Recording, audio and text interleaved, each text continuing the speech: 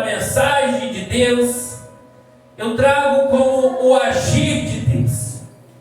O livro de Deuteronômio, capítulo 32, o versículo 36, a Bíblia diz que o Senhor julgará o seu povo e terá compaixão dos seus servos. A Bíblia diz no versículo 39, vede agora que eu sou o único, eu somente, e mais nenhum Deus além de mim. É Ele quem faz morrer, e Ele também é quem dá a vida. É Ele também quem faz adoecer, e também é Ele que sara. E ninguém há que seja capaz de livrar-se da mão dele. Agindo Ele, quem é que pode impedir? Quando Deus age na nossa vida, em uma situação, seja por dificuldade, quando Deus Ele age, Ele provê todas as coisas. Seja em doença ou enfermidade, seja na pior circunstância que nós estejamos, mas no agir de Deus, não tem obstáculo, não tem dificuldade nenhuma que possa atrapalhar o adorador. Glória a Deus. A Bíblia, meus queridos irmãos, se vocês quiserem acompanhar em 2 Reis, no capítulo 5, a Bíblia vai contar a história de um homem chamado Naamã. A Bíblia vai falar que Naamã ele era o chefe do exército do rei da Síria. E ele era um homem muito temente por todos que estavam ali, principalmente pelo rei da Síria. E a Bíblia diz que em todas as batalhas ele levava consigo a vitória. Mas em um certo momento de sua carreira, em um certo momento de sua luta, de suas grandes vitórias, aquele homem pelo cujo nome Naamã, ele pegou uma grande enfermidade. E essa enfermidade lhe causava muito mal, ou às vezes muito desprezo, por todos que chegassem perto daquele homem ali, que ele estava completamente com o corpo cheio de enfermidade. E então, em uma de suas lutas, em uma de suas vitórias, a Bíblia diz que aquele homem, ele tinha vencido uma grande batalha e tinha levado consigo uma pequena criança, uma pequena jovem. E ali ela estava com aquela enfermidade. E então aquela menina sugeriu à sua patroa. A Bíblia diz no versículo 3: quem me dera se o Senhor procurasse o profeta que está em Samaria, com certeza ele seria curado da sua lepra. E ali a sua patroa, que era a mulher, esposa de Naamã, que já tinha gastado basicamente tudo o que tinha para que aquele homem viesse a ser curado. O rei já tinha mandado os melhores médicos da cidade para que viessem a tratar daquela enfermidade, mas nenhum tinha dado jeito. Porque tem doenças que é para o homem, mas tem doenças que é para Deus. Nós temos que ver que tem vários tipos de enfermidade. E a enfermidade daquele homem não era para o homem, era para Deus. E nós temos que pensar o seguinte, que às vezes o agir de Deus, ele não está em maiorais. Às vezes ele pode estar em uma criança.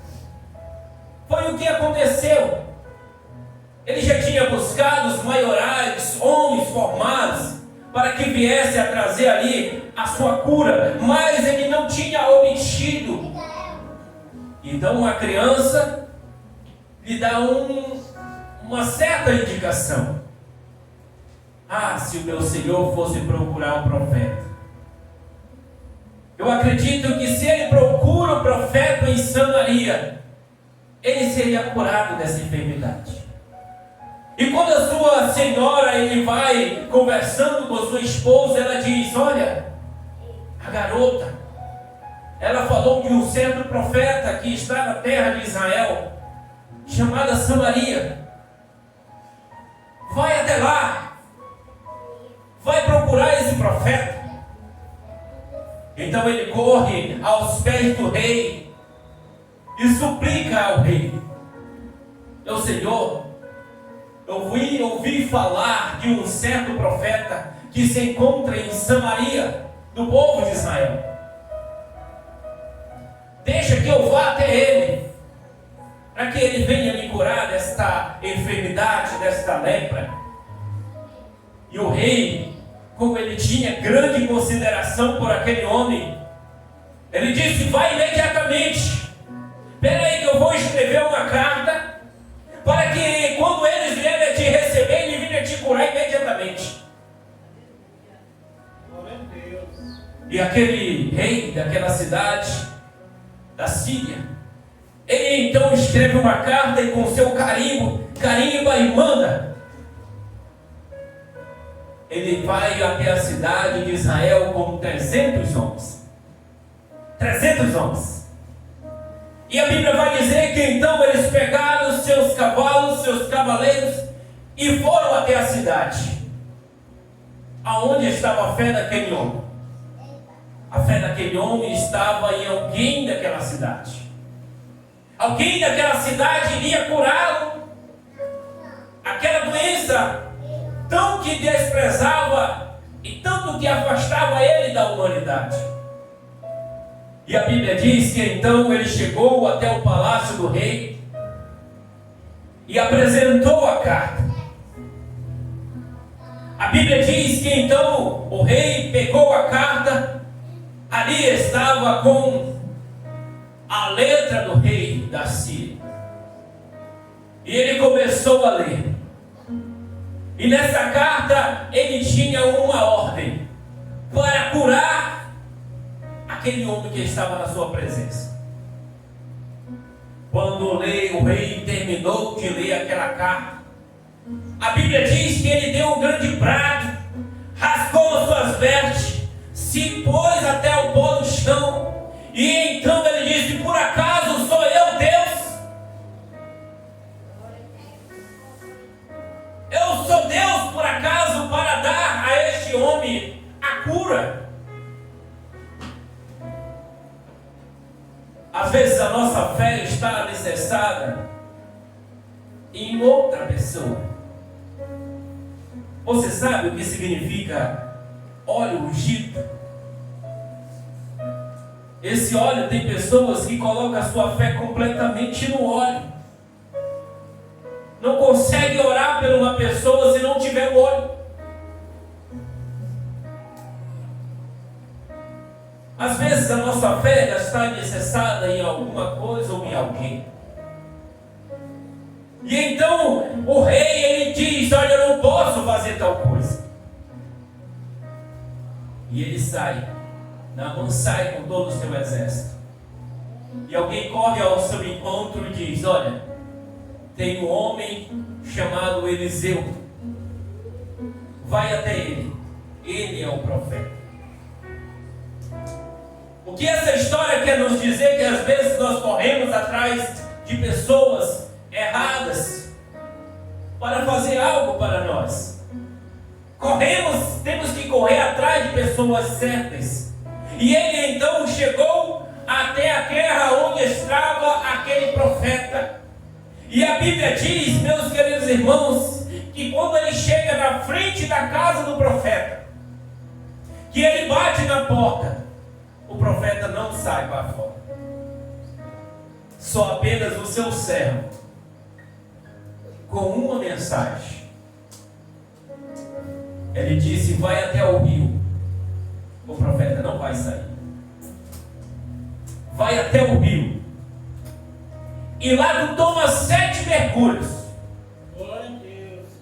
Que no 7 mergulhos que tu deres, esta enfermidade vai embora.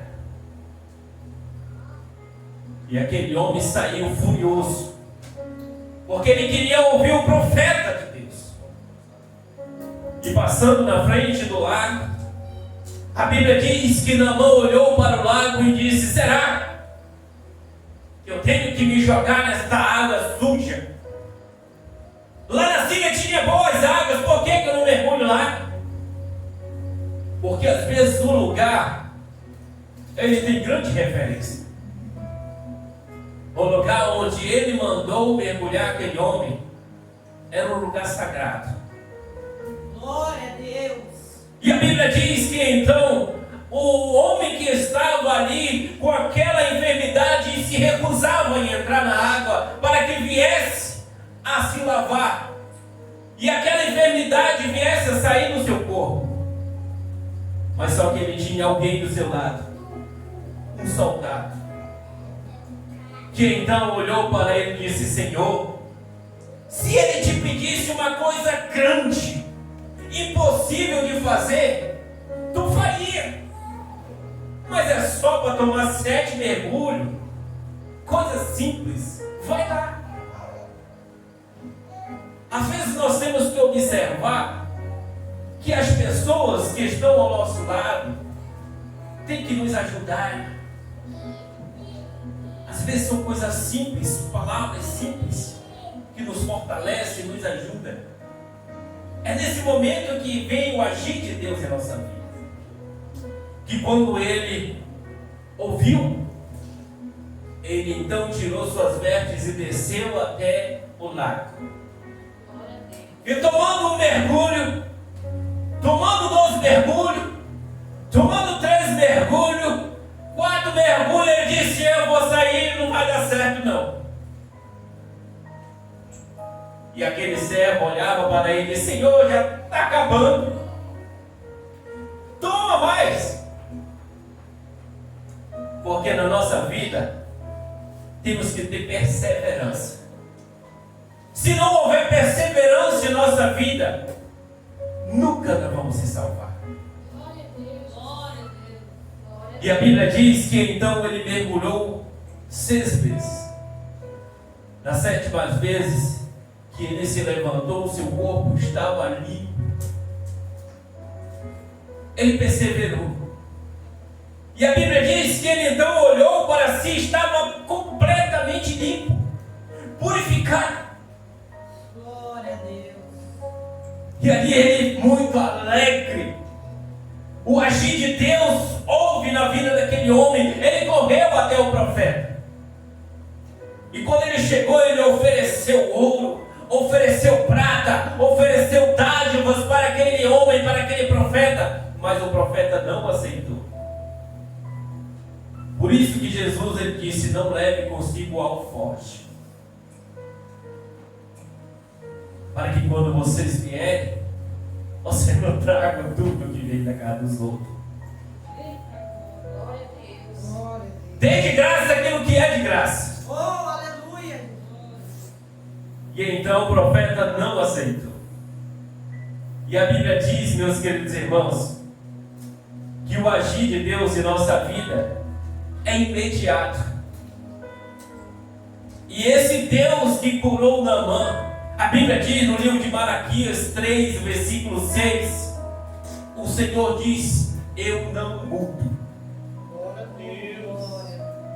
Do mesmo modo que ele agiu no passado, ele agiu hoje. Glória a Deus. Hebreus capítulo 13, versículo 8 diz que ele é o mesmo, ontem, hoje e eternamente. Glória a Deus. Da mesma forma que ele agiu no passado, ele pode agir novamente. A Bíblia diz que Jesus, ele vinha de uma certa cidade, Mateus, no capítulo 28, versículo 18, e então ele diz: todo o poder e toda a autoridade foi me dado no céu e na terra. Ele agiu no passado. E quando chegou em Lucas, capítulo 17, versículo 11, a Bíblia diz que então Jesus ele vinha de Samaria e da Galiléia. E ao chegar no povoado, 10 leprosos foram em sua direção e ficaram a certa distância. Então aos gritos clamaram o seu nome: Jesus, Mestre, tem de piedade de nós. Glória a Deus. Aleluia. Então o que aconteceu? Jesus, ele imediatamente não curou.